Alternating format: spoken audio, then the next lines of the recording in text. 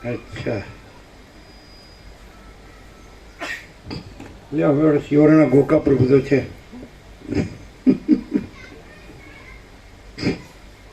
બધાને સંતોષ થયો કે નહીં? શાંતિ થઈ કે નહીં? આનંદ મંગળ થયું કે નહીં? આમ ભરપૂર થઈ ગયા કે નહીં? સોને ચાંદીથી નહીં, પ્રકાશથી, આનંદથી, શાંતિથી. બરાબર? આપજો, આપેલું આપો.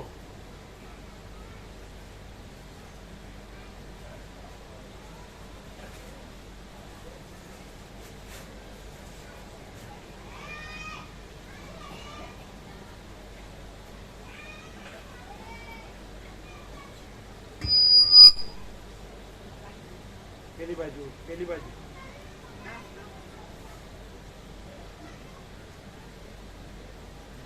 આ ગોકા પ્રભુ છે એ છબા પ્રભુના ભાઈ છે. છબા પ્રભુએ આખા શિવરાનો લાભ લેવડાવ્યો.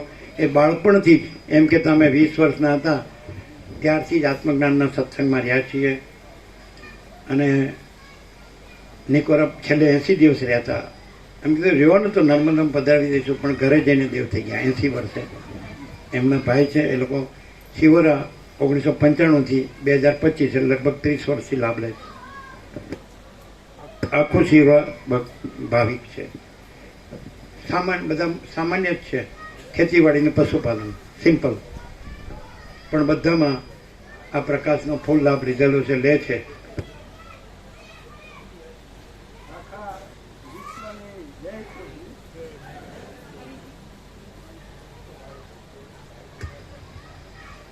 આખા વિશ્વને જય પ્રભુ. આ કારણે આ માઇક વાપરે છે ને એટલે એને જ ખબર પડે.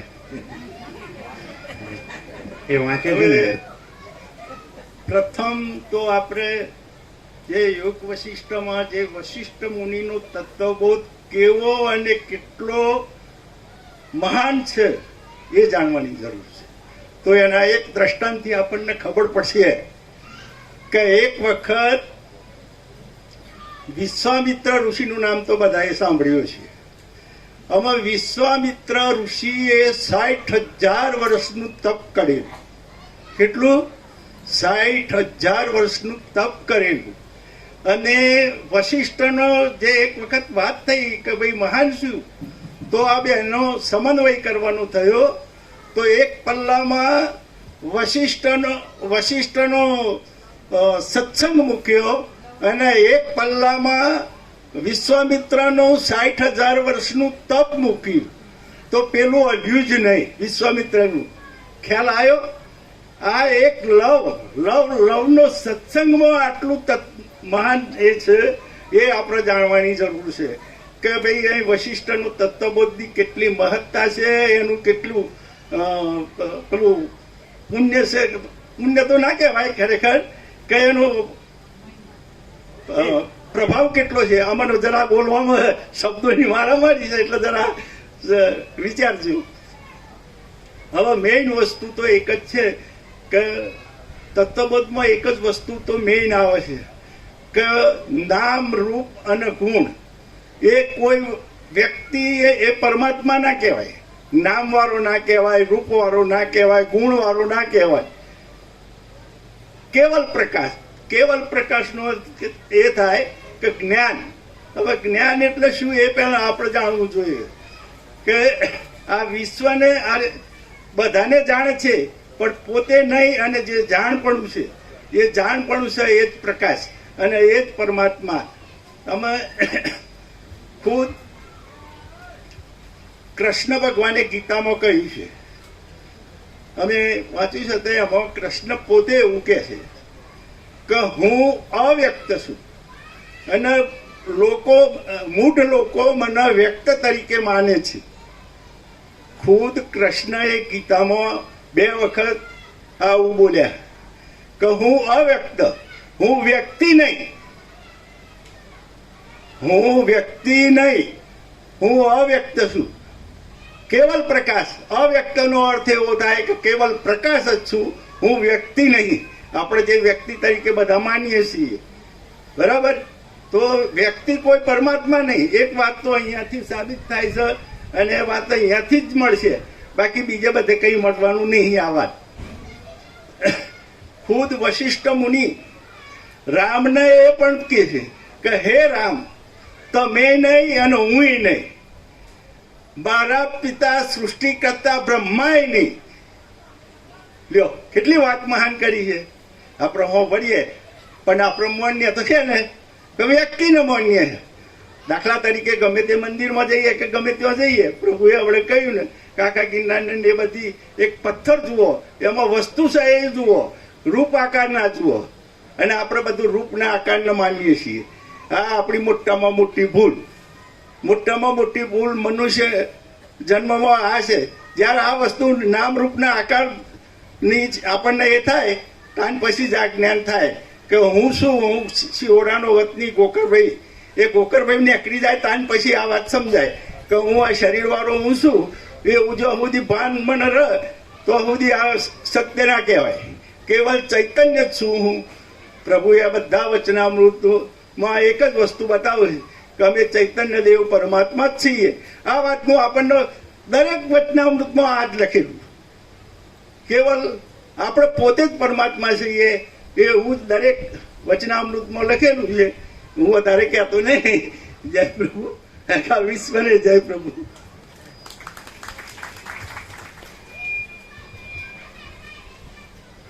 આનંદ પ્રભુ બોલો. આનંદ પ્રભુ ક્યાં છે સેવામાં?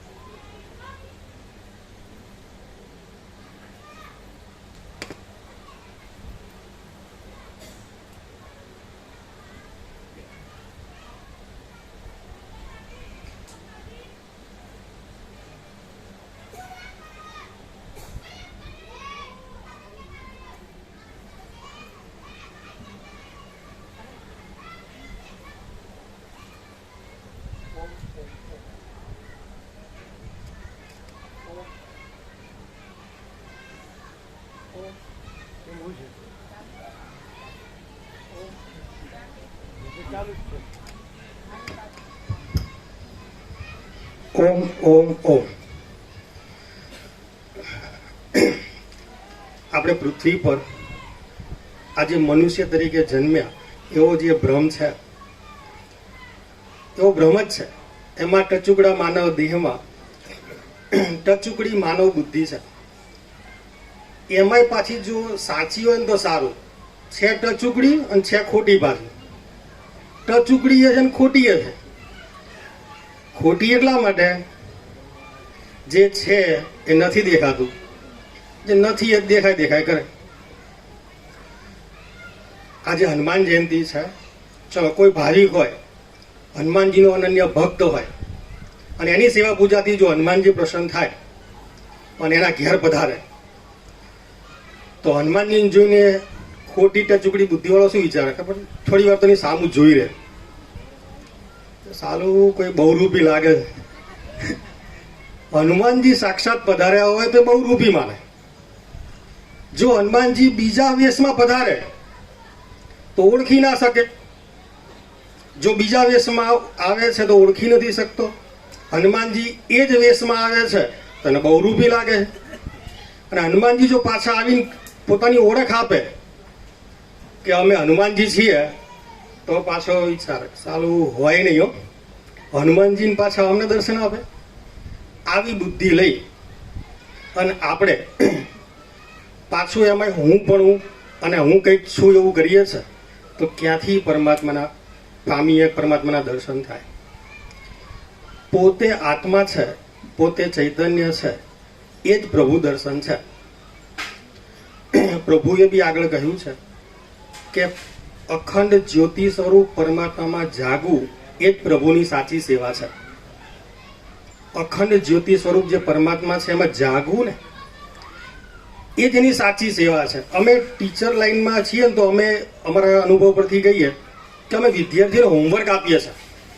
કોઈ લેક્ચર લીધો હોય તો એના પછી જે સ્ટડી કરાવ્યું હોય એનું હોમવર્ક આપીએ કે તમારે ઘરેથી આટલું કામ કરવાનું. જો એ વિદ્યાર્થી એ ઘરેથી હોમવર્ક ના કરે તો એ મુદ્દો એને જેમ છે એમ સમજાતો નહીં, એ થોડા ટાઈમમાં ભૂલી જાય. તમે મેડિકલ લાઈનમાં ભણતા હોય, સીએ કરતા હોય, ઇવન કોઈ બી સારામાં સારી પોસ્ટ માટે ભણતા હોય, હોમવર્ક કરવું પડે. તો હોમવર્ક એટલે શું? પાછું સ્મરણ કરવું. તો પ્રભુ સ્મરણ છે ને આપણું હોમવર્ક છે. એમાં કોઈ ક્રિયા નથી કરવાની, સ્મરણ હોમવર્ક છે. તો આપણે તો જગતનું સ્મરણ કરીએ વધારે. ઘરે જઈને કેટલા પ્રભુ સ્મરણ કરે પૂછો? પ્રભુ સ્મરણ એટલે પોતે અનંત ચૈતન્ય આત્મા છે ને ત્યાં ધ્યાન જવું કે અમે ચૈતન્ય છીએ, દેહ નથી. એ હોમવર્ક છે આપણું. અને અમે તો એમ કહીએ જો અહીંયા રેગ્યુલર આવો છો તો એની જરૂર નહીં. તમે એના માટે મથવું પડશે સંસારમાં. જો અહીંયા ઓછું આવશો તો ત્યાં જઈને તો તમારે પ્રયત્ન કરવો પડશે. અને અહીંયા રેગ્યુલર આવવાથી તમારામાં એ સ્મરણ જશે નહીં. તમારે એ સ્મરણ નહીં જાય, સહજતાથી ઇઝીલી થાય. અમારો અનુભવ છે આ, અમે સાચું કહીએ છીએ કે તમને પ્રભુ સ્મરણ જશે નહીં. તમે ફ્રી પડ્યા તો તમને યાદ એ જ અનંત ચૈતન્ય પરમાત્મા જ આવશે કે પેલાને શું કામ હતું, પેલાને શું, આને ફોન કરીને આને વાત કરી, એવું વિચાર જ નહીં આવે. અને જો ઓછું આવશો ને તો તમારે મહેનત કરવી પડશે સ્મરણ માટે. અને તો બી એવું તો નહીં જ આવે જેવું સહજતાથી થશે. આ પ્રભુ કૃપા એ કેવલમ છે. તમે પોતાને યાદ કરો. જે અમુક લોકોએ એટલી મહેનત કરી છે ને પરમાત્માને સાચા મહાત્માના સાનિધ્ય માટે, એટલી બધી મહેનત કરી છે ને કે આપણે તો કશું જ નહીં કરી. અમે તો એવું સ્વીકારીએ છીએ કે અમને અમારા કોઈ પૂર્વજન્મના પુરુષાર્થથી કે પુણ્યજન્મના પુણ્ય કર્મોનો ઢગલો થવાથી કે અમારા સૌભાગ્યથી પ્રભુ મળ્યા છે. બાકી તો દર્શન બી ના થાય આમાં આપણે બધા. અને જ્યારે સહજતાથી મળે ને તો કિંમત કરી લો. બીજી વાર આવો મોકો નહીં મળે.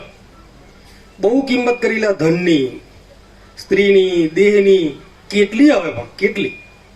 મરી જશો ત્યાં સુધી આ જ કરવું છે. તમે જુઓ ને આપણે બધા શું કરીએ છીએ. અને સહેજે પાછું શરમ બી ના આવે. બોલો, શરમ સંકોચ જ નહીં. એમ કેટલું બધું ચલો ખબર નથી ને કરી દીધું. હવે તો પ્રભુના પ્રકાશમાં આવ્યા. કેટલું દેહ માટે કરવાનું અને દેહ સાથે રહેવાનો છે.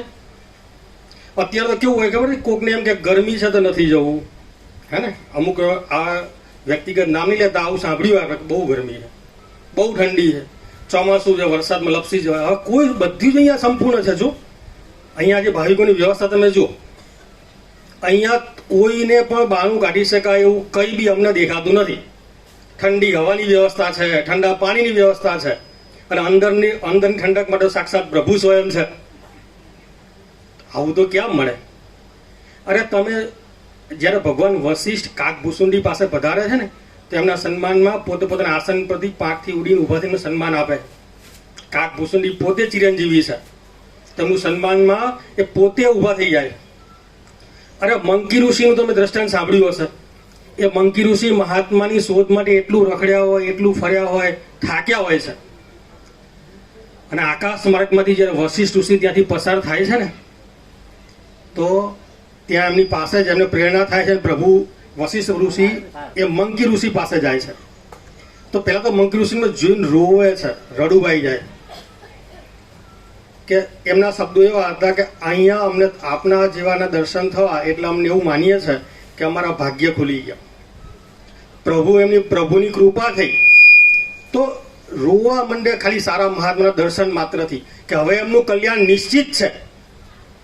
તો આવો જે આટલી બધી મહાત્માની કૃપા છે, આટલી બધી મહાત્માની કિંમત છે ને આપણે અહીંયા આવા પ્રભુ સાક્ષાત પ્રભુ પધાર્યા છે મનુષ્ય દેહ ધારણ કરી અને આપણું કલ્યાણ કરવા માટે. અને જો આપણે આળસ કરીએ, બીજું જોઈએ, સંસારનું બધું જ જોઈએ, બોલો કોઈનું ક્યાંય રહ્યું હોય તો બોલો, 4 પેઢી પહેલાનું નામ કોઈનું આવડતું હોય તો બોલો, તમારામાં કોઈનો ચહેરો યાદ હોય તો બોલો. તો આપણી 4 પેઢી પછી આપણું એવું નહીં થાય? ક્યાંક ફોટો ખુલ્લા ટીંગાતો હોય અને ઉપર એક હાર લાગેલો હશે સુખલનો, બીજું શું થવાનું? તમે કોઈ જો આપણું દેહનું જોઈ લો ને, ધીમે ધીમે ધીમે વિકાર થાય છે, નાશ તરફ ગતિ કરી રહ્યા, આપણે દેખાય જ છે. બધાનું આપણે બધાનો અનુભવ છે જ. એવા ને એવા ક્યાં છો? નાના હતા, મોટા થયા, મોટા થયા, મોટા થયા, મોટા થયા, નાશ તરફ. એક એક રોગો દિવસે દિવસે વધતા વધતા જાય છે. તો ધનમાં કોઈને આસક્તિ હોય, ધનનું બી જોઈ લો ને. ઓછું હોય તો એને ચિંતા હોય, લોભ હોય, વધુ હોય તો એને સાચવવાની ચિંતા હોય, હે ને. બીજા કોમ્પિટિશન હોય, બીજા કરતા બીજા જો સરખામણી કરે. અરે ડાકુઓનો ભય હોય, સરકારનો ભય હોય, ટેક્સ જીએસટી નહીં ભર્યો, ટેક્સ નહીં ભર્યો, કંઈક ને કંઈક કોઈ વસ્તુમાં તમે શાંતિ હોય તો બોલ. કોઈને સ્ત્રી દેહમાં આસક્તિ હોય તો સ્ત્રી દેહ એટલે માતાજીની વાત ને, સ્ત્રી માટે પુરુષ ને પુરુષ માટે સ્ત્રી, ઓલ્ટરનેટિવ છે. તો સ્ત્રી દેહમાં આસક્તિ હોય તો જોઈ લો, એક શરીર સિવાય છે શું બીજું? એક દેહ જ છે. એ બી નાશ તરફ જાય છે, એમાં બી વિકાર છે. ક્યાંય મન ઠરતું નથી. અને પ્રભુ પાસે આવીને જો શાંતિથી, એકદમ દિલથી, પ્રકાશથી સાંભળવાનું પ્રભુ એવું કહે છે. તમે અમારી રીતે બોલીએ તો દિલથી સાંભળો. જે સાંભળો એ દિલથી સાંભળો. એ જશે નહીં. આ તો અમર પ્રકાશ છે, જશે નહીં. અને અંદર જે શાંતિ કે ઠંડક મળશે ને, એ બહારની કોઈ વસ્તુ નહીં આપી શકે. એટલે હવે આ બધું દેહ, ધન, સ્ત્રી, હે ને, માન, બધું છોડો અને પ્રભુ નજીક છે. એક બધા આપણે જો ગાંધીનગર, અમદાવાદ બધાથી નજીક છે, સિહોરા. લાભ લો. આવો મોકો બીજી વાર નહીં આવે. એક મહાત્માએ એક ભજનમાં એક લાઈનમાં કહ્યું છે, તમે એક લાઈન કહી, આખું તો નથી આવડતું. એ મહાત્મા એવું કહ્યું છે, મરવાથી આગળ મોહત જો ગોવિંદ ભજો, ગોવિંદ ભજો. મરવાથી આગળ મોહત જો ગોવિંદ ભજો, ગોવિંદ ભજો. ગોવિંદ એટલે અનંત ચૈતન્ય પ્રકાશ પરમાત્મા. ગો એટલે ઇન્દ્રિયો, ને વિંદ એટલે એને જાણનાર, એને પ્રકાશ કરનાર. મળતા પહેલા મોહ તજી દો, હે ને. એ પરમાત્માના પ્રકાશમાં જાગવાનો અભ્યાસ કરો. કેવા એમને વર્ણન એમાં એવું કર્યું છે, આ બાલપણું બરબાદ થયું, જો બનિયાનું પણ જોર ગયું. અચેતપણામાં ચાહત જો ગોવિંદ ભજો, ગોવિંદ ભજો. આ ચૂથવામાંથી ચાહ તજી દો. એમ ચેતપણામાં ચાહ તજો, ગોવિંદ ભજો, ગોવિંદ ભજો. માટીમાં જાશે મોજ મળી, માટીમાં જશે મોજ મળી. આ બધી તમારી મોજ માટીમાં મળી જશે, કઈ નહીં રહે. એમને એવું કહ્યું છે કે બધી મોજ માટીમાં જતી રહેશે, કશું જ નહીં બચે. આપણે જાણીએ છીએ કે આપણું મોત નજીક છે, ક્યારે છે તો ખબર નહીં, પણ ક્યાં વાર લાગે. અને પછી કેટલા જન્મ ભટકવું છે, હજી કેટલું ભટકવું છે. અને કોઈ સાથે આવવાનું હોય તો બોલો, પોતાનો દેહ સાથે નહીં, કંઈ નહીં. અને લોકોએ મહાત્માના સાનિધ્ય માટે કેવી કેવી મહેનતો કરી છે.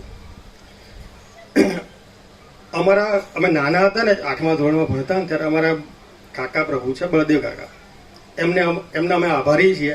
એમને નાનપણથી બાળકોને પ્રેરણા આપતા. 8મા ધોરણમાં ભણતા ને ત્યારે બી એ રીતે પ્રેરણા આપતા કે ચલો કોને મૂવી જોવા જવું છે, કોને બરફ ગોળો ખાવા જવું છે. જો બરફ ગોળો ખાવા જવું હોય, મૂવી જોવા જવું હોય, સાંજે ભવાની અષ્ટકમ મોઢે કરીને આપો. જે સાંજે ભવાની અષ્ટકમ મોઢે કરીને આપશે એને ફરવા લઈ જઈશું, એન્જોય કરવા. તો બધા બાળકો હોય નાના નાના, એ કામ ધંધે જાય ને બધા મોઢે કરવા બેસી જાય. ન તાતો, ન માતા, ન બંધુ, ન દાતા, નાના છોકરાઓ બધા. સાંજે આવે અને એમને બધાને મૂવી જોવા લઈ જાય. એટલે બાળકોને નાનપણથી એમને ગમતી વસ્તુ આપીને પણ કરાવતા. તો અમને હજુ યાદ છે, આપણા મોટા થયા તો બી કે અમને આ પ્રેરણા આપેલી. અમને એકવાર 8મા ધોરણમાં અમે ભણતા હતા ને, એક ભગત બાપા હતા, લીલામાળી શાંતામાળીના પિતાશ્રી. એમને છેલ્લી અવસ્થા હતી, તો અમને એમના છેલ્લા દર્શનમાં સાથે લઈ ગયા હતા. તો એ પરમાત્માના પરમ ભક્ત હતા અને એ બહુ દિવ્ય જીવન જીવ્યા. અમે તો એ વખતે બહુ નાના. તો અમને એવું એટલા માટે એના પરથી એવું લાગ્યું કે બહુ દિવ્ય જીવન જીવ્યા એવું, કે અમે જ્યારે ગયા હતા એમની છેલ્લી ખબર કાઢવા માટે, તો બળદેવ પ્રભુ હતા અને અમે હતા, બંને મોટરસાયકલ પર ગયા હતા. તો એ નીચે બેઠા હતા, અમે બી સાથે જોડે બેઠા. એમની છેલ્લી અવસ્થા એવી હતી કે મોઢામાંથી લાળ રોકાય નહીં. આમ બેઠેલા તો લાળનો ઢગલો નીચે થાય, નાનું એવું ખાબચ્યું જેવું ભરી ગયું એવું કહેવાય, થોડુંક લાળથી ભેગું થઈ. લાળનો મોઢામાં કંટ્રોલ નહીં. એટલે અમે બેઠા તો અમે તો બહુ નાના હતા, એટલે અમારા કાકાશ્રીને એવું કીધું કે બળદેવ, આ જાગ્રત, સ્વપ્ન અને સુસુપ્તિ બધામાં રહેવા વાળો તું છે. જેમને શરીરનો હોશ નહીં, મોઢામાંથી લાળ રોકાતી ના હોય અને એ આ બોલે જાગ્રત, સ્વપ્ન, સુસુપ્તિ બધામાં રહેવા વાળો તું છે. તો અમે તો બહુ નાના હતા, અમને વાક્ય આવું શું બોલે છે, અમને તો નહોતી ખબર પડી. પણ જે ખબર પડી એમ લાગે અમને પોતાના શરીરનું કોઈ ભાન નહીં, છતાં પણ અંદરથી જાગૃતિ કેવી હોય. તો તમને કંઈ પણ થશે, કોઈ પણ રોગ થયો, દુખાવો થયો, કઈ બી, અરે મનની તકલીફો લઈ લો, પણ જો તમે પરમાત્મામાં જાગેલા હશો ને તો એ નહીં અનુભવાય. પાક્કું કહીએ નહીં અનુભવાય. એવું ઘણા એવું સાંભળવા મળશે કે દુખાવો થાય તો નથી આવ્યા, ખોટી વાત છે. તમને તાવ આવ્યો ને તાવ, તો તમને નહીં લાગે કે મને તાવ આવ્યો છે. તમને એવું ફીલ થશે કે શરીરને તાવ આવ્યો છે, મને નહીં. અંદરથી તમે જુદા રહેશો. મનની તકલીફો હશે, સુખ દુઃખ, જે બી સારું હશે, ખરાબ હશે, જે બી હશે, પણ જો પરમાત્મામાં જાગૃતિ હશે તમારી, તમે ચૈતન્ય છો એમ, તો તમને અલગ લાગશે. તમે દુઃખને જાણનાર લાગશો. તમે દુઃખરૂપ નહીં લાગો, દુઃખ તમારું નહીં લાગે, તમે દુઃખ છો એવું નહીં લાગે. અલગ રહેવાશે. આ જગતની કોઈ પણ પરિસ્થિતિ અંદર ચૈતન્યમાં જાગૃતને પ્રભાવ કરી શકતી નથી. કોઈ પણ ખરાબમાં ખરાબ પરિસ્થિતિ પણ તમને અંદર અસર નહીં કરી શકે. મનને નહીં, દેહને નહીં. તમે તો ચૈતન્ય આત્મા છો. અને ચૈતન્ય, આપણે બીજા કોઈની વાત ક્યાં છે? ભાઈ ચલો બીજું કોઈ ચૈતન્ય છે તમારે જાણવું છે, એવી વાત ક્યાં છે? તમે પોતે જ ચૈતન્ય છો અને પોતે જ પોતાને જાણવાની તો વાત છે. પોતે જ પોતાના વિસ્મરણથી આ આટલું મોટું દુઃખ વોરીને બેઠા છે. પોતે જ પોતાના વિસ્મરણથી પોતે જ પોતાને યાદ કરવું છે. અને એની જે મજા હોય, તમે થોડી વાર, ચલો અમે તો કદાચ નાના મોએ મોટી વાત કરીએ છીએ, પણ કોઈ પર ફ્રી હોય ને ઘેર, તો એકદમ શાંત બેસીને એકદમ મનને બી થોડી વાર એવું લાગે ને સ્ટોપ કરી. જો મન સ્ટોપ ના થાય ને તો બીજું કોઈ કામ સોંપી દેવાનું અને ધ્યાનથી ખાલી નિરીક્ષણ કર્યા કરો, દેહનું, મનનું. અને અંદર જે અનુભૂતિ થાય ને, તમે એને જાણનારા છો, એ સાક્ષાત અનંત ચૈતન્ય પ્રકાશ છે. ધીમે ધીમે ત્યાં તમારી નિષ્ઠા વધતી જશે. અને જે આપણું હાલ આઈડેન્ટિટી ટ્વિસ્ટ થઈ ગઈ છે, આ દેહ હું છું, ત્યાંથી થોડી થોડી ઘટશે અને અંદર અનંત ચૈતન્યમાં થોડી થોડી વધતી જશે. કોઈ પણ વસ્તુ એક સાથે નથી થતી. તમે કોઈ વ્હીકલ શીખો તો એક જ વખત કોઈ માસ્ટરી ના આવી જાય. આ થોડું શીખ્યા કરતા કરતા જેમ આગળ જાઓ પછી માસ્ટરી આવે. પછી કોઈની સાથે વાતો કરતા કરતા પણ તમે વ્હીકલ ચલાવો છો, તમારે ધ્યાન નથી રાખવું પડતું. એમ અનંત ચૈતન્ય પ્રકાશમાં આમ ધીમે ધીમે એની પર ધ્યાન કરતા થોડું આગળ વધવામાં આવશે ને, તો તમને પોતાના દેહનું પણ ભાન નહીં હોય. અને એની જે મજા એ શબ્દોમાં તો ના જ કહી શકાય. અહીંયા લખ્યું તો છે જ, અનંત પ્રકાશ, હે ને? હા, અનંત પ્રકાશ, અનંત આનંદ, અનંત શાંતિ, આ રિયલ અનુભવાય. અને આવો મોકો જો છોડી દઈએ તો પછી તો બીજું તો કહેવું જ શું, હે ને? પછી પસ્તાવા સિવાય બીજી વાર ચાન્સ નહીં રહે. આવા મહાત્મા, જે પ્રભુ સ્વરૂપ મહાત્મા વશિષ્ઠ, સાક્ષાત વશિષ્ઠ ભગવાન, એ વારે વારે નથી મળતા ભાઈ, એમ. અને પછી જ્યારે એ સાથે નહીં હોય ને, દેહ સ્વરૂપથી સાથે નહીં હોય ને, તો એકલા બેઠા બેઠા કેટલાને રોવું આવશે કે જ્યારે પ્રભુ સાક્ષાત બધા વચ્ચે હાજર હતા ત્યારે લાભ નહીં લીધો, ચૂકી ગયા. અમે તો કહીએ જ છે કે વારંવાર મોકો નહીં મળે, કેમ કે અંદરની પ્રેરણાથી કહીએ. અમે જાતે કંઈ બનાવીને નથી ગયા હતા, કારણ કે એવું તો અમે વિચાર્યું પણ નહીં હતું. જો ચૂકી ગયા, બીજી વાર મોકો નહીં મળે. આ બધા ઉત્સવમાં પ્રભુ સાથે મળી પ્રભુનો પ્રકાશ લઈને જે આનંદ મંગળ કરીએ છે ને, એ ચૈતન્યમાં જાગવા માટે છે. અને આપણે બધા બી કંઈ બી કરશો, આ ચલો ઘરે કોઈ એમ કે અમે સેવા પૂજા કરીએ છીએ, આમ કરીએ, એ કોઈ ક્રિયા પરમાત્મા નથી પહોંચતી. કોઈ ક્રિયા, આ બધી આભાસની ક્રિયા કરવાથી ચૈતન્યમાં કેવી રીતે જવાય ભાઈ? કોઈ આભાસની ક્રિયા એના સુધી પહોંચતી જ નથી. જેમ સ્વપ્નમાં 3 કરોડની લોટરી લાગે તો જાગ્રતનું દેવું કઈ ભરાઈ ના જાય. આ જગત સ્વપ્ન છે, તમે પોતે જ અનુભવાય છે. ચલો તમે સવારનો સમય યાદ કરો લો, અત્યારે એ લાવો પાછો, ક્યાંથી આવે? સવાર તમે ઘરે હતા, એ ચિત્ર પાછું લાવવું હોય, કરોડો રૂપિયા ઢગલો કરી દો, ના આવે પાછું. તો સાંજનું ચિત્ર અત્યારે લાવવું હોય તો ના આવે.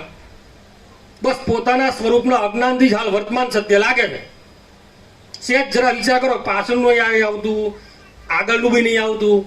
હાલ થોડોમાં સ્વરૂપ, પોતાના સ્વરૂપને નહીં જાણવાથી આ સત્ય લાગે. આખું સ્વપ્ન જેવું છે.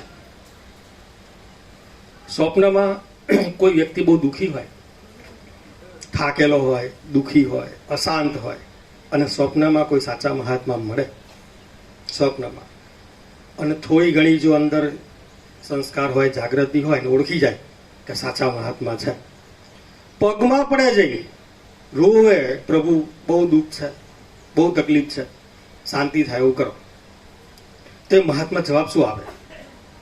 બેટા શાંત થઈ જા ને, આ કશું સાચું નહીં. શાંત થઈ જા, આ કશું સાચું નહીં. અહીંયા તારા સિવાય બીજું કંઈ નહીં. એકલું અનંત ચૈતન્ય પ્રકાશ એકલો જ છે. તો જો પૂરી જાગૃતિ ન હોય શું લાગે ખબર છે? કે આ મહાત્માને શાંતિ નહીં કરવી ને એટલે આવું કહે છે. પરમ સત્ય બોલે છે. સ્વપ્નમાં આવું જોયું હતું, જાગ્યા પછી એમ લાગશે કે હા, સ્વપ્નમાં જે મહાત્માએ મને કહ્યું હતું ને કે આ કશું સાચું નહીં, એક્ઝેક્ટ છે. જાગ્યા પછી એવું લાગશે. તો જાગો અંદર ક્યાં સુધી હવે? એક આ બધું જ ચૈતન્ય છે. ચૈતન્ય સિવાય આ કંઈ નહીં. એ તમે શબ્દ જે બી કહો, બ્રહ્મ કહો, ભગવાન કહો, પરમાત્મા, કંઈ બી, એના સિવાય કંઈ નહીં. આ બધા રૂપો એના જ ધરેલા રૂપ છે. આ વાતને એક એક્ઝામ્પલથી કહીએ. ચલો, એક રમેશભાઈ કરીને વ્યક્તિ છે, એ રાત્રે સપનું જુએ. રમેશભાઈ નામના વ્યક્તિ સુઈ ગયા છે, સપનું જુએ. સપનામાં એ બીજા રમેશભાઈ બીજો દેહ ધારણ કર્યો છે. આ રમેશભાઈ પોતાના પરિવાર સાથે જમ્મુ કાશ્મીર ફરવા જવાનો પ્લાન કરે સ્વપ્નમાં. તો એમના 2 બાળકો છે, એમની વાઈફ, પત્ની સાથે 4 જણા રિક્ષામાં બેસીને કાલુપુર રેલવે સ્ટેશન સુધી પહોંચ્યા. ત્યાં જમ્મુ તાવી એક્સપ્રેસ મુકાયેલી છે, સામાન મૂકે છે, હજી ટ્રેન ઉપડવાની અડધો કલાકની વાર છે, બધા મુસાફરોની અવર જવર ચાલુ છે. એમાં કોઈએ કીધું થોડી ભૂખ લાગી. તો બાજુમાં સામે જ એક ભજીયાવાળાનો સ્ટોલ હતો, ગરમ ગરમ ભજીયા બનતા હતા. બાજુમાં જ ચાની કીટલી હતી. તો બધાએ પ્લાન કર્યો કે આપણે ગરમ ગરમ ભજીયા ખાઈએ અને ચા પીએ. તો 4 જણ નીચે ઉતર્યા. 2 પ્લેટ ભજીયાની લીધી ને 4 કપ ચા લીધી. ચા ને ભજીયા એન્જોય કરે છે. ચા ને ભજીયા એન્જોય કરે છે. ઘણા બધા પેસેન્જરો જાય છે, આવે છે, સામાન મૂકે છે. આખું ચિત્ર દેખાય એક્ઝેક્ટ બધું જ. અને જો એ જાગી જાય સ્વપ્નમાંથી, તેમાંથી કશું ખરું? સ્વપ્નમાં જેટલું બી જોયું હતું એમના સિવાય કંઈ હતું? એ રમેશભાઈના ચૈતન્યની અંદર પોતે જ આ જોયેલું બધું. તો એમાં જે રમેશભાઈ બીજો તે ધારણ કર્યો હતો એ બી પોતે જ હતા, એમની વાઈફ પણ એ પોતે હતા, એમના બાળકો એ પોતે હતા, જમ્મુ તાવી એક્સપ્રેસ પણ એ પોતે હતા, પેસેન્જર બી એ પોતે હતા, ભજીયા બનાવવાવાળો એ હતા, ભજીયા પણ એ હતા, અને ભજીયા ખાવાવાળા પણ એ હતા. એમના સિવાય તો ત્યાં કંઈ હતું જ. એમને પોતે પોતાનામાં ચૈતન્યમાં આ કલ્પનાથી જોયું. એમ આખું ચૈતન્યની કલ્પનામાં આપણે બધા સ્વપ્ન પુરુષો છીએ. એના સિવાય કંઈ નહીં, એના વગર કંઈ નહીં. અને આજે ઘણા બધા ભાવિકો નર્મદાના પરિક્રમામાં જાય છે. એ પણ સાક્ષાત નર્મદેશ્વર સાથે જાય છે. નર્મદેશ્વર સાથે, સાક્ષાત પરમાત્મા સાથે નર્મદાની પરિક્રમામાં જાય છે. એ બધાના અહોભાગ્ય છે. અમે અભિવાદન કરીએ છીએ, અભિનંદન આપીએ છીએ. ઓમ ઓમ ઓમ. માતા પ્રભુ અહીંયા માધા પ્રભુ સૌથી જૂના ભાવિક. આપણે આ દેશમાં આવ્યા 1976, એ પછી તરત જ આવી ગયા. લગભગ 47-48 વર્ષથી લાભ લે છે બદપુરા માણસા જોડે. અને ત્યાં વરસોડ હાઈસ્કૂલમાં આચાર્ય હતા. અને એ સૌથી પહેલાં બોરિયા મહાદેવ છે એમને ત્યાં લઈ ગયેલા. પહેલાં ચરણાવાળા લઈ ગયા, પછી માધા પ્રભુ લઈ ગયા. અમે વિચરતા હતા બોરિયામાં, ત્યારે આવીને સીધું એમ કીધું કે જય પ્રભુ. એટલે મેં કીધું જય પ્રભુ. જય પ્રભુ મારું નામ નથી, પણ આ માધા પ્રભુએ સૌથી પહેલું સંબોધન કરેલું.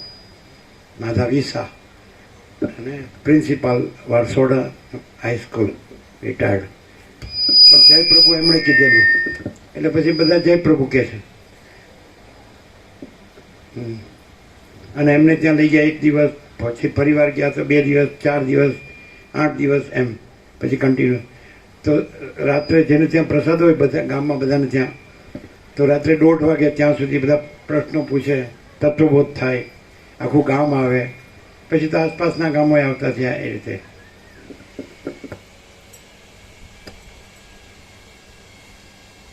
સૌથી જૂના ભાવિક, 47 વર્ષ જૂના.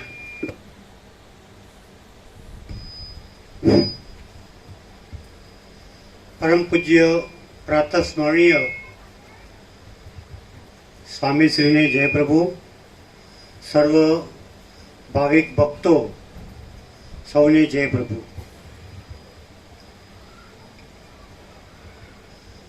આજે હનુમાન જયંતિના દિવસે પૂજ્ય સ્વામીજીએ આપણ સૌને પરમાત્મા સ્વરૂપ વિશે ખૂબ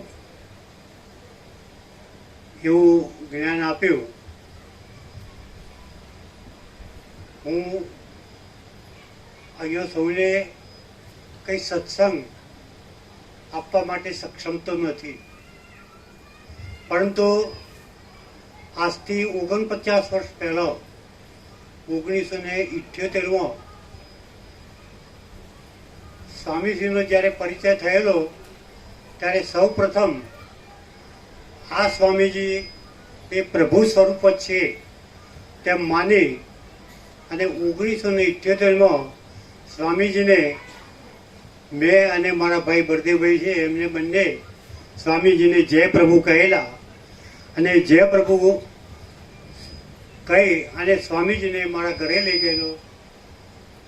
મારા ઘરે 1 દિવસ 2 દિવસ એમ કરતા 1 મહિના સુધી રહ્યા. આખા ગામની અંદર સ્વામીજીએ પહેલાં તો સત્સંગ કર્યો, અને એમાં જે ગામના જે ભાવિકો મુમુક્ષુ એટલા બધા હતા કે રાત્રે 1 વાગે, 2 વાગે, 3 વાગ્યા સુધી સ્વામીજી જોડે બેસી અને પરમાત્મા વિશેની જ વાતો કરે. જે ભાવિકો એવા હતા કે ભગવાન કયો છે, કેવા છે, અને ભગવાનને શોધવા છે, આવા ભગવાનને શોધવા નીકળેલા ભાવિકો એ રાતના 2 2, 3 3 વાગ્યા સુધી સ્વામીજી જોડે સત્સંગ કરે. આજે 50 વર્ષે પણ હું સ્વામીજીનું સ્મરણ કરું જ છું. અને જેમ આપણે સવારે ઉઠી અને ભગવાન કે કોઈ દેવી દેવીમાં માનતા હોય, એમને પૂજા અર્ચના કરતા હોય અને ભગવાનને આપણે સ્મરણ કરતા હોઈએ, એવી રીતે પૂજ્ય સ્વામીજીનું હું સ્મરણ કરું છું. અને જ્યારે સ્વામીજીનું સ્મરણ કરું છું ત્યારે સ્વામીજીએ જે પરમાત્મા સ્વરૂપની વાત કહી, અને આપણામાં જે હું શબ્દ છે, હું કોણ છું, હું ગામનો સરપંચ છું કે ગામનો રાજા છું કે હું પૈસાવાળો છું, આ બધું જ ભૂલી જવાય અને આપણે પરમાત્મા સ્વરૂપ જ છીએ એવો આપણે અનુભવીએ છીએ. પણ એ ક્યારે કે જ્યારે સ્વામીજીનું સ્મરણ કરીએ છીએ. સ્વામીજી એ સત્સંગ કરે છે, પણ તમે આજ નહીં પણ કાલે પણ જ્યારે સ્વામીજી અહીંયા સ્ટેજ ઉપર બેઠેલા છે, આવો સત્સંગ કરે છે, આવું સ્મરણ કરી અને સ્વામીજીના સ્મરણમાં લીન થઈ જાઓ, ત્યારે તમે એ પોતે પરમાત્મા સ્વરૂપ છે એવું તમને સાક્ષાત્કાર અનુભવ થશે. આજના પ્રસંગે વધુ તો સ્વામીજી વિશે મારે કંઈ કહેવું નથી, પણ 50 વર્ષનો સહવાસ સ્વામીજી જોડે જે રહ્યો છે, અને સ્વામીજીના જીવનમાં પણ સ્વામીજીએ કહ્યું કે આ સુખ સગવડો, પહેલાં લાઇટ નહોતી, એક ચીમનીથી અજવાળું હતું, પંખા નહોતા, અને આ એસી પણ નહોતો. અને એવા સમયે સ્વામીજી માટે અમે જે આશ્રમ બનાવેલો, એ આશ્રમમાં ખરા ધમધમતા તાપમાં સ્વામીજી એક ખેતરની વાડ હતી, ત્યાં આગળ એક મકરોડ હતી, મકરોડ વૃક્ષ, આપણે ચારા જોખડો કહીએ એવી મકરોડ, એ મકરોડનો સોય એટલો બધો મીઠો કે સ્વામીજી દર ઉનાળામાં એ મકરોડના નીચે જ આરામ કરતા હોય. અને મકરોડનો શીતળ સોયો એટલો બધો કે આજનું એસી પણ એના આગળ ખરાબ છે. સ્વામીજીની સાથે હું શરૂઆતમાં ઢસા પણ જઈ આવેલો. સ્વામીજીને જંબુ સ્વામી પણ કહ્યા. બધાને ખ્યાલ હશે કે સ્વામીજીનો એમના મોસાળમાં ઢસામાં જ્યારે જન્મ થયો ત્યારે એક નવામાં જે સ્વામીજીનો જન્મ આપનાર હતો એ જન્મ આપવા સાથે હતો, આપણે દાયણ કહીએ તો એમને સ્વામીજીના જન્મ વખતે એ જે મકાન હતું એ મકાનની તિરાડોમાં મણિનાગ જોયો અને એ મણિનાગનું તેજ એ સ્વામીજીના ઉપર પડેલું.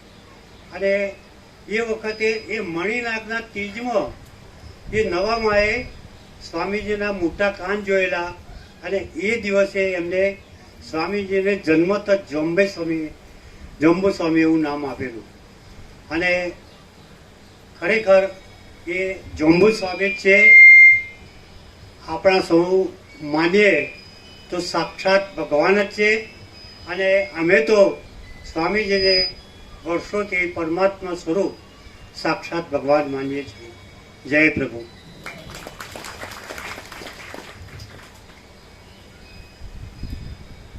ધનજી પ્રભુ, ધનજી પ્રભુ અહીંના માજી આચાર્ય,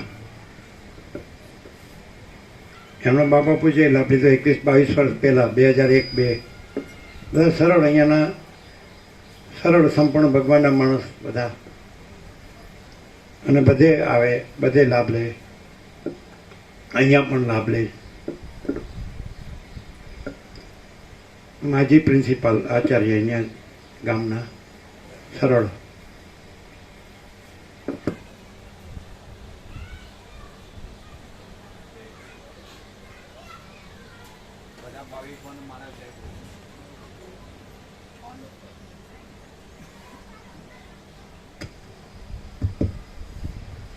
સર્વ ભાવિકોને મારા જય પ્રભુ. જય પ્રભુ. પરમ ચિદાકાશ, પરમ જ્યોતિ, અખંડ જ્યોતિ. સ્વામીજીનો તત્વબોધ અહીંયા આગળ રોજ થાય છે, આપણે સાંભળીએ છીએ. સાંભળીએ એટલું પૂરતું નથી, એને આપણા હૃદયમાં સ્થાપિત કરવાનો છે. આજે આપણને ખબર છે કે હનુમાન જયંતિ છે. હનુમાનજીએ રામને, ભગવાનને પોતાના હૃદયમાં સ્થાપિત કર્યા હતા અને એમણે પ્રમાણ પણ આપ્યું હતું, છાતી ચીરીને બતાવ્યું હતું કે જો ભગવાન અહીંયા આગળ બેઠા છે.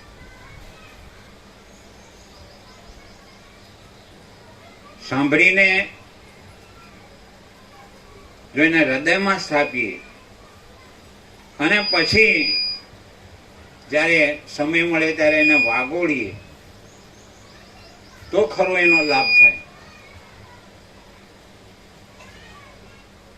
સાંભળીએ છે ખરા, પણ અહીંથી ઉઠીને આ પ્રકાશ ભવનમાંથી બહાર જઈએ એટલે બધું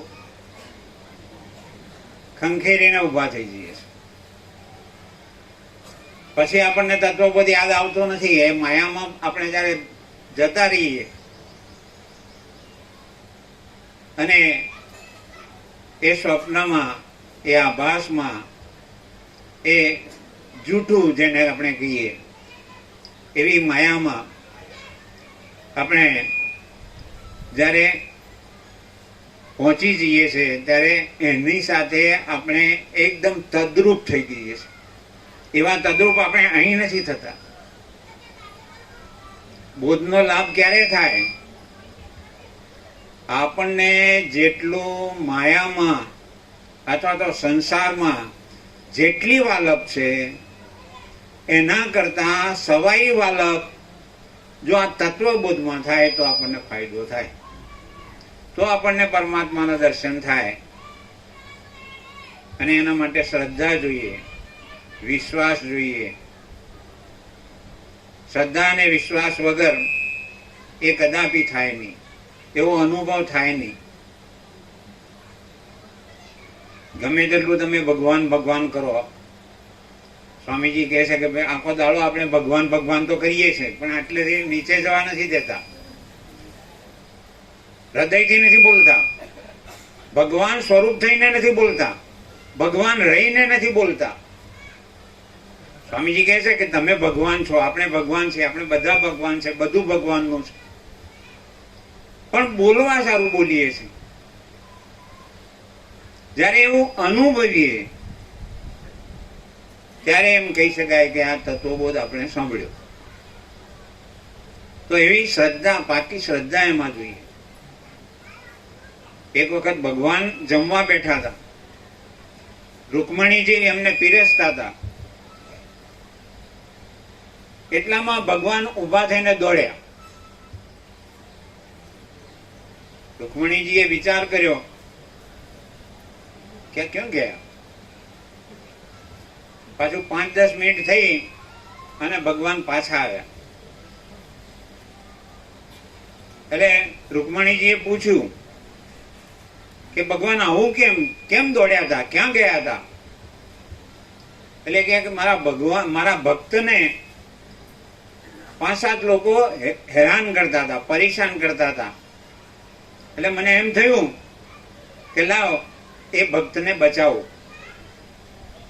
પણ કે હું જેવો ત્યાં પહોંચ્યો એટલામાં તો ભક્તે પથ્થર હાથમાં લીધો.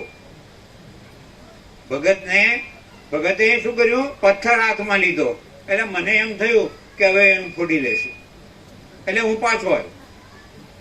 એટલે આપણે બધાને આવું જ છે. આપણે બધા આપણી રીતે ફોડી લઈએ છીએ, એમાં જ મુસીબત થાય છે. આપણે પૂરેપૂરી શ્રદ્ધા જો એમાં કરીએ, કારણ કે શ્રદ્ધા વગર આ કામ બને એવું નથી. અને માયામાં તો કશું છે નહીં, એ તો બધું જાંજવાના જળ જેવું છે. દેખાય આપણને આખો મોટો સમુદ્ર, પણ જો દોડીએ તો તરસે મરીને ત્યાં મરી જ જઈએ. એટલે માયામાં થોડા અટકીએ, આપણે થોડો વિચાર કરીએ કે આપણે કોણ છીએ, આપણું સ્વરૂપ શું છે. આપણે બધી માયા જોઈએ છે કે આ મારો છોકરો, આ મારું ઘર, આ મારું કુટુંબ, આ મારું ધન, એ બધું જોઈએ છે, પણ એ જોનાર કોણ છે એનો કદી વિચાર કરતા નથી. કોનાથી આ બધું જણાય છે? એ જાણનારો ના હોય તો પેલું તો બધું ઝીરો જ છે. એટલે કિંમત જે જોઈએ છે એની નથી, એ વસ્તુની નથી, પણ એને જાણનારની છે. એટલે આત્માની છે, પોતાના ચૈતન્ય પરમાત્માની છે, ચૈતન્ય પ્રકાશની છે. તો એને જાણીને આપણે ચૈતન્ય સ્વરૂપ, ચૈતન્ય પરમાત્મા થઈને રહીએ, એટલું જ. મારે વધારે કંઈ કહેવું નથી. ઓમ ઓમ ઓમ. કોદર પ્રભુ એના રખિયાલના માજી આચાર્ય પ્રિન્સિપાલ, ધનજી પ્રભુ પણ માજી આચાર્ય રખિયાલના, અને કોદર પ્રભુ પણ આચાર્ય. આ બધા લાભ લે છે ડેઈલી. સવારે 7 થી 8 એમાં આવતા હોય છે. 2 ટાઈમ હોય છે, સવારે પણ આ પ્રકાશ હોય છે, સવારે 7 થી 8, સાંજે પણ 7 થી 8 કન્ટિન્યુઅસ અખંડ એમાં પણ આવતા હોય છે.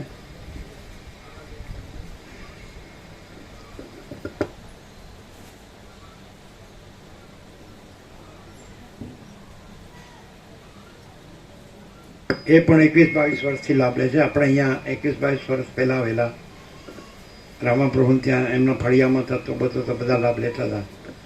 પછી તો અમે પાછા 22 વર્ષ પછી જ આવ્યા, ત્યાં સુધી આવ્યા જ નહોતા. વશિષ્ઠ એ લોકો પ્રકાશ ભવનમાં એ લોકો જ્યાં તત્વબોધ હોય ત્યાં આવતા, બધે આવતા. ધનજી પ્રભુ, કોદર પ્રભુ બધા આવતા. વશિષ્ઠ પ્રકાશ ભવનમાં બિરાજેલ આબાલ વૃદ્ધ સૌને મારા જય પ્રભુ, ફરીથી જય પ્રભુ. આમ તો આજે હનુમાન જયંતિ અને મારા અગાઉના બે ભાવિકોએ ધનજી પ્રભુ અને એના પહેલા આનંદ પ્રભુએ લગભગ બધો ફોડ પાડ્યો છે, પણ છતાંય પ્રભુએ કીધું છે તો થોડી વાતો કરીશું આપણે. મને તો એવું લાગ્યું કે જે 8 મહિનાથી, હવે 8 મહિનામાં 2-3 દિવસ જ ખૂટે છે અમારા ખ્યાલથી, 5 દિવસ, અને 8 મહિનાથી અમે અહીં તત્વબોધ શોભરીએ છીએ. પણ આજનો જે તત્વબોધ છે જેને ટોપેસ્ટ કહી શકાય, આજનો મને તો એવું લાગ્યો પ્રભુ, આજ સુધી અમે શોભર્યો પણ આજનો એ ટોપેસ્ટ છે. અત્યાર સુધી આવા ઉત્સવોમાં જે પ્રભુ વાતો કરતા એ અને આજે જે વાતો થઈ એમાં ઘણો ફેર છે. એટલે આજે જે લોકો અહીંયા આગળ આવ્યા છે એ સદભાગી છે કે એમને સોભરવાનો આ લાભ મળ્યો છે. અહીં તો એક જ વાત છે, બસ પ્રકાશ, પ્રકાશ જ, ઘન પ્રકાશ, બરોબર ને, આકાશથી પણ મોટો પ્રકાશ. આપણે શોધીએ છીએ ક્યાં? જેને ભટકવાની વાત કરીએ છીએ. ભાઈ, ક્યાંય ભટકવાની જરૂર નથી. કાલની જ વાત કરું તો કાલે મેં 4-5 મિત્રો બેઠા હતા. એમાં એક મિત્રએ એવું કહ્યું કે ભાઈ અમને ભગવાનનો રસ્તો મળવાનો રસ્તો બતાવે એવું ક્યાં? તો મેં એમને એક જ જવાબ આપેલો કે ભાઈ ભુવા પાસે જા. મેં આ કહેલું, તમારે રસ્તો જોઈતો હોય તો ભુવા પાસે જાઓ. તો કે ના સાહેબ, એવું તો ના હોય. તો પછી અહીંની મેં વાત કરી કે તમે અહીં આગળ આવો, જો તમારે રસ્તો જોઈતો હોય. એવું નથી કે તમને હાથ પકડીને લઈ જાય, ક્યાંય એવું નથી. કોઈ ધર્મમાં એવું નથી. ત્યાં આગળ તો અગાઉ વાતો થઈ કે જુદા જુદા ધર્મોમાં ત્યાં તો બધા વાડા જ છે. અહીં વાડાથી પર છે, અને જે વાડામાંથી બહાર નીકળે એ જ કંઈક પામી શકે, એ જ મેળવી શકે, એ જ પરબ્રહ્મને પામી શકે. બાકી તો પછી એ વાડામાં રહે. ગઈ વખતે મેં વર્તુળની ને એ બધાની વાતો કરી હતી, તો આ વખતે આપણે વાડાની વાત કરી છે કે ભાઈ વાડામાં આપણે પુરાયા છીએ.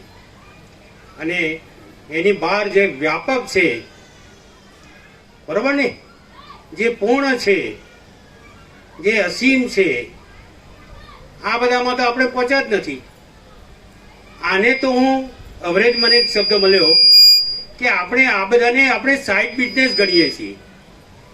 સાઇડ બિઝનેસ, મુખ્ય બિઝનેસ આપણો 22 કલાકનો બીજો છે, અને અહીં માત્ર 2 કલાક. આપણે આને આ ગણીને બેઠા છીએ, અને માટે આપણને રસ્તો જડતો નથી. રસ્તો મેળવવો હોય તો એના મય બની જવું પડે.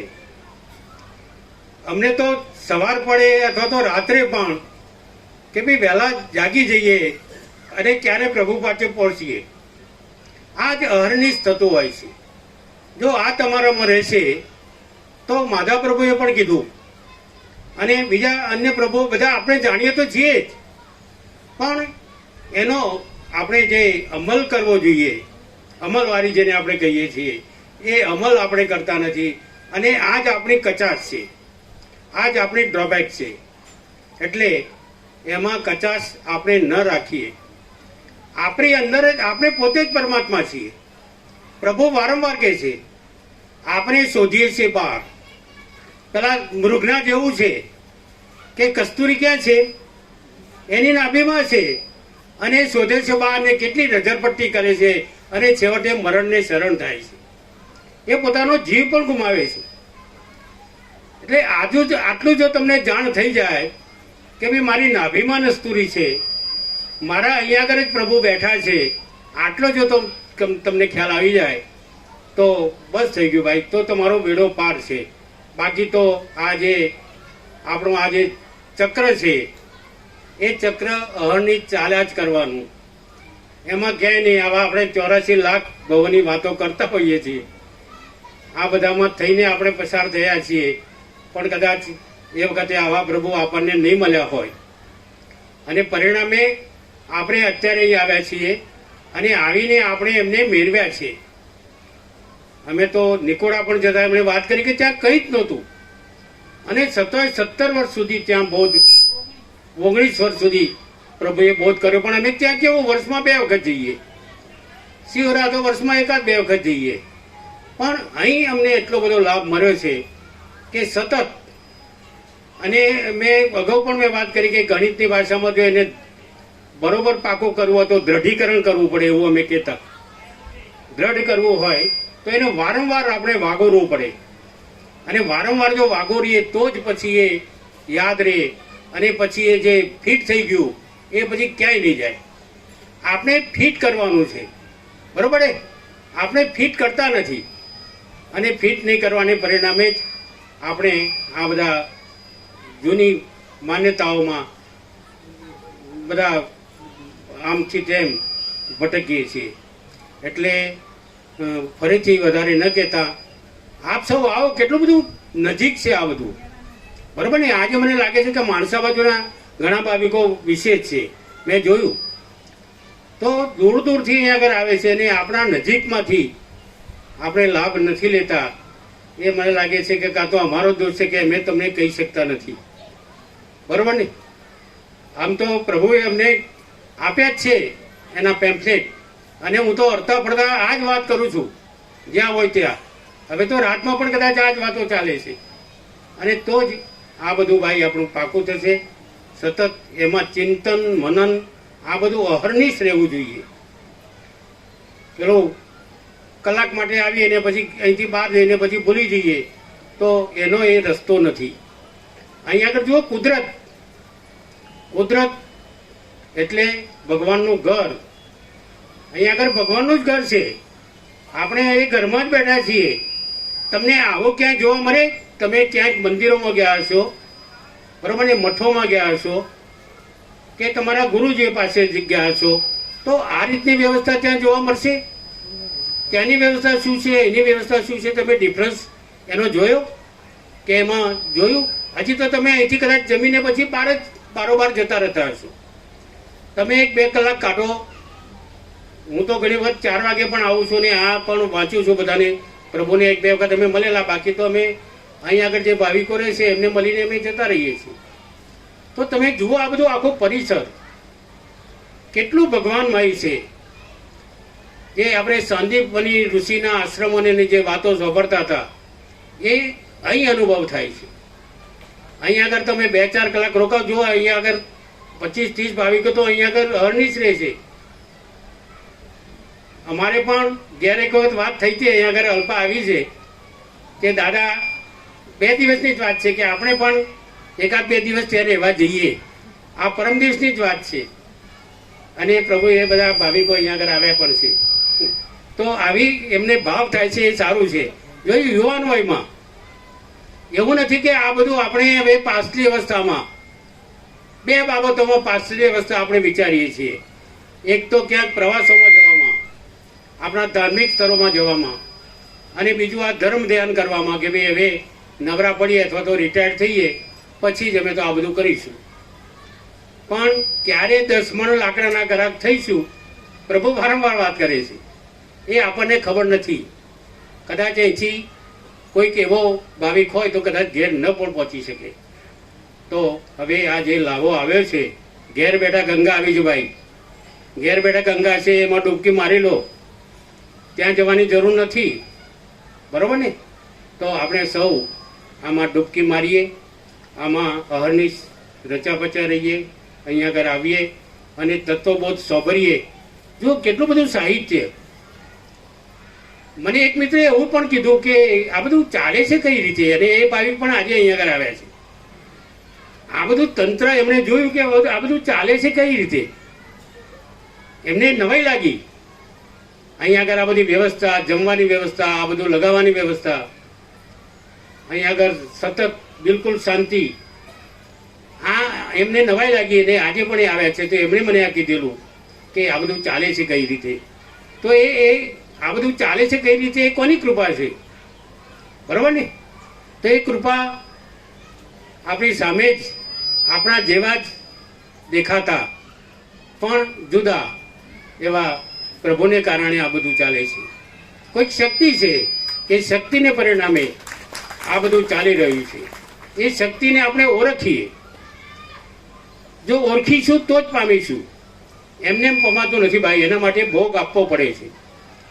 એનામાં ભોગમાં આવે કે બીજું કંઈ છે જ નહીં કે અહીં આગળ પૈસા આપો કે કંઈક તમે બીજું વસ્તુ આપો. અહીં તો કંઈ છે જ નહીં. પ્રભુએ વાત કરી દીધી છે. અને વર્ષોથી અમે જોઈએ છીએ કે આટલા 50 વર્ષથી જો અખંડ કોઈ માણસ રહેતો હોય તો એ આ પ્રભુ જ રહી શકે, એ સિવાય કોઈ રહી શકે નહીં. ભૂતકાળમાં અમે ઘણાને મર્યા છીએ, સત્સંગનો પણ લાભ લીધો છે, પણ એ સત્સંગ અને આ સત્સંગમાં 100 ગણો ફેર છે, 100%. કારણ કે એ બધું અહીંયા આગળ અનુભવાય છે. ત્યાં અનુભવાતું નહોતું. ત્યાં આગળ માત્ર શબ્દો હતા, ત્યાં માત્ર બધા વિશેષણો હતા, ત્યાં બધાને હાર તોરા હતા, ત્યાં બધાની વાહવાહી હતી. અહીંયા આગળ તમને કઈ જોવાની મળે? અઠવાડિયું 10 દિવસ પહેલા છે અહીંયા આગળ સંસદ આવ્યા હતા તો મને એક મિત્રે કીધું કે સંસદ હોય તો એમનું તો કેટલું સન્માન થાય. અહીં તો મોદીજી આવે તો પણ એટલે જ, યોગીજી આવે તો પણ એટલે જ, અને એક સામાન્ય બાળક આવે તો પણ એટલે જ, અથવા તો 48 કે 50 વર્ષથી માધાપ્રભુ જે આવ્યા છે એ આવે તો પણ એટલે જ. આ એમનો એક સમભાવ છે. બીજે ક્યાંક દેખાડો તો ખરા તમે આવો સમભાવ, ક્યાંય જોવા નહીં મળે, બરોબર? એટલે વધારે ન કહેતા આપ સૌ આ પ્રભુ આપણને ઘેર આવ્યા છે તો એ પ્રભુનો આપણે લાભ લઈએ. અમને તો ભાઈ એનો અનુભવ થયો છે. ઘણા કહે છે કે તમે આ દરરોજ ક્યાં વળી વરસાદમાં ને આ તે બધું, ઘણાને આવું થાય છે. પણ ભાઈ કીધું કે ભાઈ અમને એ તરફ જવાનું જ મન થાય છે કે ભાઈ હવે સવાર થઈ એટલે આપણે ત્યાં આગળ પહોંચી જઈએ. આજે પણ એવું નહીં કે 10-11 વાગે આવી, આજે પણ અમે 8:45 અહીંયા આગળ આવી જ ગયા. કારણ કે 9 વાગ્યાથી એમનો બહુ અહીંયા આગળ હોય છે. એટલે વધુ ન કહેતા આ બધા લાભ લો છો. આમ તો ઘણા બધા જૂના ભાવિકો છે, અમારા કરતાં પણ એમને વધારે આ પચાવ્યું છે. અમારી થોડી વાર છે, વાર તો નહીં પણ અમે પણ એ તરફ જઈ રહ્યા છીએ. અને પ્રભુ કૃપા જ છે. અને આ પ્રભુ કૃપા મેળવવી હોય તો આ જે સુંદર મજાનું જે પરિસર છે એ પરિસરમાં તમે ત્યાં પ્રવેશો ને તમારામાં તરત જ પરમાણુ કામ કરતા થઈ જશે. અંદર ગેટમાં, આગળના ગેટમાં, અહીંયા આગળ ગેટ નહીં, આગળના ગેટથી ત્યાંથી પ્રવેશો એટલેથી જ તમારામાં એ પરમાણુઓ કામ કરતા થઈ જશે. આટલો બધો એ પ્રભાવ છે, આટલી બધી એ શક્તિ છે. અને શક્તિ એ પ્રકાશની શક્તિ છે જે આપણા બધામાં છે, આપણા બધામાં છે, પણ આપણે એને ઓળખી શક્યા નથી. અને એનું આ પરિણામ છે, બરાબર ને? આપણને ઘણા એવા શબ્દોમાં પ્રભુજીએ વાત કરી છે, કદાચ કોઈકને ખોટું પણ લાગતું હશે કે આ અમને ગધેડા કહે છે ને આમ કહે છે ને તેમ કહે છે, પણ ભાઈ તેજીને ટકોરો છે, બરાબર ને? એટલે તેજીને ટકોરા માટે આપણે તૈયાર રહીએ તો ચોક્કસ એ આપણામાં જે આપણે શોધીએ છીએ એ મેળવીને જ રહીશું. જય પ્રભુ, જય પ્રભુ. અમે તો 21-22-2001-2002 આવેલા, એટલે શિવરાત્રી પછી રામા પ્રભુ લાવેલા, અને પછી તો આવ્યા જ નહીં. ત્યારે અહીંયા લાવ્યા તો ઉજ્જડ વિરાન હતું, વગડો ખેતરમાં જેમ વગડો હોય ને. પછી આપણે આવ્યા જ નથી. નાનજી પ્રભુ હતા ત્યારે, નાનજી દાદા પાછળથી, આપણે નહોતા, એમણે વૃક્ષો વાવ્યા. રામા પ્રભુએ કુટીરો કરી. 22 વર્ષ પછી વિવેક પ્રભુએ સર્વાંતરયામીની પ્રેરણાથી લાભ આપો એમ કીધું. એટલે આપણે કીધું જોવું પડશે. એટલે આપણે જગ્યા જોવા આવ્યા. એટલે વૃક્ષો નાનજી દાદાના ખૂબ હતા, ભાવિકોને રહેવાની કુટીરને બધી વ્યવસ્થા ખૂબ હતી. અને આપણે એમ કીધું કે કુદરતનો ખોળો એટલે ભગવાનનું ઘર. આપણે પહેલેથી જ કુંવારકા કુદરત જ જોઈએ, આપણે માણસ ન જોઈએ. વર્ષો સુધી આપણે એકલા જ રહેલા છીએ. આપણે કોઈની સાથે નહીં, કોઈ આપણી સાથે નહીં, કાંઈ નહીં, પાણીનું માટલું સિવાય આપણે એવી રીતે રહ્યા છીએ વર્ષો સુધી. અને ઘણા એવા ને ગયા. આપણા દ્રષ્ટિપથમાં કરોડો આવી ગયા, અને આપણા તત્વબોધમાં તો લાખો જરૂર આવી ગયા. અતિશયોક્તિ નથી. અને બધે થઈ ગયો તત્વબોધ વ્યાપક વિચરણ પણ થઈ ગયું આખા ભારત દેશમાં. પછી અહીંયા જગ્યા જોવા તો આમંત્રણ આપ્યું એટલે આવ્યા. એ બધા હાથો સાલો મરવા જેવી જગ્યા છે, જીવવા જેવી નહીં, મરવા જેવી જગ્યા છે, મસ્ત જગ્યા. અહમ રાખીને જીવવું એ તો મર્યા કરતા ભેદ છે, અને અહમ મારીને જીવવું એ તો જો હે સો હે અમૃતત્વ છે, અવિનાશી પદ છે. સરસ. એટલે આપણે એમની 4 પેઢી જોઈએ છે, નાનજી દાદા, પછી રામજી પ્રભુ, પછી વિવેક પ્રભુ, પછી એના બાળકો પણ બધા. વિવેક પ્રભુએ આમંત્રણ આપ્યું, આપણે જગ્યા જોઈ, બસ ત્યારે આંબાનું ઝાડ છે ને ત્યારે આપણે માટે બરાબર છે. સરસ. વિવેક પ્રભુ આપણે જોયેલી 3જી પેઢી. રામજી પ્રભુ 3જી, નાનજી પ્રભુ, રામજી પ્રભુ ને વિવેક પ્રભુ. એમણે સર્વાંતરણની પ્રેરણાથી આમંત્રણ આપ્યું. એ શિક્ષક છે, રામજી પ્રભુ શિક્ષક હતા. એમના ઘેરથી એજ્યુકેશનમાં પીએચડી કર્યું છે, અત્યારે પ્રિન્સિપાલ છે શિક્ષણ સંસ્થાનું. એટલે બધા અમે ઢબુનો ઢ ને આ બધા ભણેલા ગણેલા. જય પ્રભુ. પ્રભુના ચરણોમાં કોટી કોટી વંદન. જે સ્વરૂપ સમજ્યા વિના પામ્યો દુઃખ અનંત, સમજાવ્યું તે પદ નમો શ્રી જય પ્રભુ ભગવાન. જેના ઘરમાં ભક્તિ દાન, તે ઘર આવે છે ભગવાન. જ્યાં છે પ્રભુના સન્માન, એ ઘર આવે છે ભગવાન. ઘરના સૌએ સંપીને રહેતા, એકબીજાને દોષ ન દેતા. ઘરના સૌએ સંપીને રહેતા, એકબીજાને દોષ ન દેતા, એ ઘર આવે છે ભગવાન. તો આજે આપણે હનુમાન જયંતિ નિમિત્તે બધા અહીં પ્રભુના તત્વબોધમાં પધાર્યા છીએ. તો જેમ હનુમાનજીને રામ મળ્યા હતા, એમ આપણે જે રામને શોધતા હતા અત્યાર સુધી કે ક્યાં શાંતિ મળે, ક્યાં એકદમ આનંદ મળે, આનંદ મંગળ થાય, તો આજે એ સાક્ષાત રામ આપણી વચ્ચે પ્રભુના સ્વરૂપે પ્રગટ થયા છીએ. અને આપણે આ જન્મ મરણના ફેરામાંથી મુક્ત થઈ જઈશું. આજે આ તત્વબોધ લગભગ 5મો 6થો તત્વબોધ છે.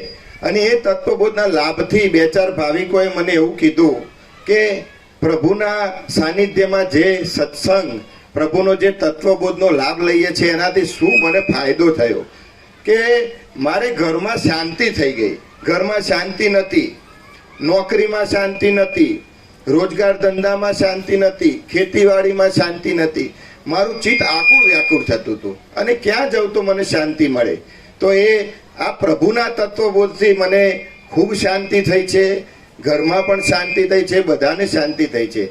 તો જે શાંતિ છે જ ભગવાનનું સ્વરૂપ છે. અને પ્રભુના સાનિધ્યમાં તત્વબોધમાં આવવાથી જ એમના ઘરમાં પણ શાંતિ થઈ ગઈ. તો આ એક તત્વબોધ પ્રકાશનો પ્રભાવ છે, આ પરમાત્માનો પ્રભાવ છે. અને એ પ્રભાવ હોય ત્યાં અશાંતિ, દુઃખ, ચિંતાઓ એ રહી શકતી નથી.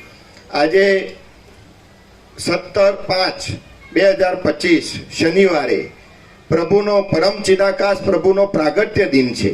અને એ પ્રાગટ્ય દિન આપણે ખૂબ ધામધૂમથી અહીંયા પ્રભુના સાનિધ્યમાં ઉજવવાનો છે, તત્વબોધની ધારાનો લાભ લેવાનો છે.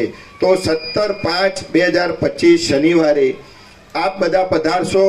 સાથે સાથે આપણા ફેમિલીના કુટુંબમાં જે કંઈ ભાવિક ભક્તો હોય એમને પણ આપ જાણ કરશો. અને પ્રાગટ્ય દિનની ઉજવણી પરમાત્મા શ્રી પ્રભુના સાનિધ્યમાં આપણે અહીં ઉજવણી કરીશું. કેમ કે આ તત્વબોધ તમે આવશો તો ખ્યાલ આવશે, એકવાર આવવાથી ખબર નહીં પડે, પણ તમે સતત આવશો તો એનો પ્રભાવ એવો છે કે શાંતિ જણાશે. અને એ શાંતિ તમારા આખા ઘરમાં પ્રવર્તમાન થશે. તમે વધુ ન કહેતા, ખૂબ સમય ઓછો છે, ખાલી મારી ટૂંકી વાત કરીને કહું કે પ્રભુ સાથે 17 થી 18 દિવસ માં નર્મદાની પરિક્રમાનું આયોજન થયું. અંતર પ્રેરણા થઈ, પ્રભુએ આજ્ઞા આપી. તો આ પ્રેરણામાં એવું થયું કે રામજી પ્રભુ કે મારે આવવું છે અને મારે તો જવાનું જ હતું. હવે એક ઘરમાંથી 2 જણને જવાનું થયું. ત્યારે મેનામાડી અને કલ્પના માતાજી એમને અમે વાત કરી કે ભાઈ અમારે પ્રભુના સાનિધ્યમાં દિવ્ય નર્મદાના તટનો લાભ લેવાનો છે. તો મેના માડી અને કલ્પના માતાજી સહજ આનંદથી બાળ ગોપાળ સાથે કે તમે 18 દિવસ પ્રભુ સાથે આ નર્મદા પરિક્રમા જયા હો, એની કોઈ ચિંતા કરશો નહીં, બધું અમે સંભાળી લઈશું. તો આ જે તત્વનો પ્રભાવ છે તમે જુઓ. બાકી કોઈને 2 દાડા જવું હોય ને તો માડી ઝઘડો કરી દે. હા, ઘરમાં કેટલો તો કંકાસ થઈ જાય, રજા ના મળે. જ્યારે આ બંને માડીઓ અમને 17 દિવસ જવાની પરવાનગી આપી, તો ખરેખર આ પ્રકાશ અમારા નાનજી દાદા બહુ ઓળખતા હતા, આમ ટકોરો મારી. અને એ કહેતા કે વિવેક, મેં આખી જિંદગી 50 વર્ષ ઘણા સંપ્રદાયમાં ફર્યો, દરેક જગ્યાએ ગયો, પણ જે પ્રભુનો તત્વબોધ છે એમાં કંઈ કરવાનું નથી, કોઈ ક્રિયા નથી, કોઈ ધ્યાન નથી, કોઈ મેડિટેશન નહીં, કોઈ બાધા નથી કરવાની દુઃખ દૂર કરવા માટે, કોઈ ભુવાજી જોડે જવાનું નથી. ખાલી તમે એ તત્વબોધનો પ્રકાશ સાંભળશો, એમાં જ પરમ શાંતિ થઈ જશે. અને એમને છેલ્લે અંતિમ સમયે એવું કીધું હતું કે આ જીવનને જો તારો આ જન્મારો સફળ કરવો હોય, ક્યાંય ભટકવું ન હોય, ફરી જન્મ મરણ લઈને અને આ દુઃખમાં ન આવવું હોય, તો આ શ્રી યોગ વાસિષ્ઠ રામાયણનો તત્વબોધનું સતત સાનિધ્ય સેવજો. અને જાતે વાંચવાથી નહીં ખબર પડે એવું પણ એમને કીધેલું. પ્રભુના મુખેથી જે તત્વબોધનું તમે શ્રવણ કરશો એમાં જ તમારી મુક્તિ રહેલી છે. અને આ મારો છેલ્લો ઉપદેશ છે. આવું નાનજી દાદા અંતિમ સમયે કહેતા ગયા. તો ખૂબ આજે પ્રભુ આવ્યા છે, તો અમને તો પ્રભુ સાક્ષાત રામ મળ્યા છે. અને આજનો અમારો આ હનુમાન જયંતિનો ઉત્સવ ખૂબ સફળ રહ્યો. અને પ્રભુના ચરણોમાં આખો અમારો પરિવાર અને નાનજી દાદાએ આ જે નંદનવન આવ્યું એ પણ પ્રભુના ચરણોમાં સમર્પિત છે. તો આપ પણ લાભ લો, આપના પરિવારજનો, આપના જે સભ્યો હોય કુટુંબી, એ પણ અહીંયા પ્રભુના તત્વબોધમાં આવે. બાકી તત્વબોધ સાંભળતાની સાથે જ ઘરમાં કોઈ શાંતિ થઈ જાય છે, દરેક જગ્યાએ શાંતિ વર્તાય છે. આ અમારો જાત અનુભવ છે. અસ્તુ. ઓમ ઓમ ઓમ. હવે નવી પત્રિકા જે આવી છે ને એ વેચી દો. નવી પત્રિકા, નવી હનુમાન જયંતિ એમાં પહેલું છે, એટલે બધા લઈ લ્યો. એટલે હનુમાન જયંતિ તો આજે છે જ, હાજર જ. નવી પત્રિકા આપો સુશીલ પ્રભુ, નવી, એ નહીં, જૂની નહીં. એટલે જે નવી હમણાં લાસ્ટ આવી એ સુધારેલી નહીં, આજે સુધારેલી છે. એ હા નહીં, પેલું પેક છે, પેટી પેક આ મૂકી દો. પેટી પેક નવી આ લઈ લો પાછી. પેટી પેક આ જૂની છે, આ નહીં.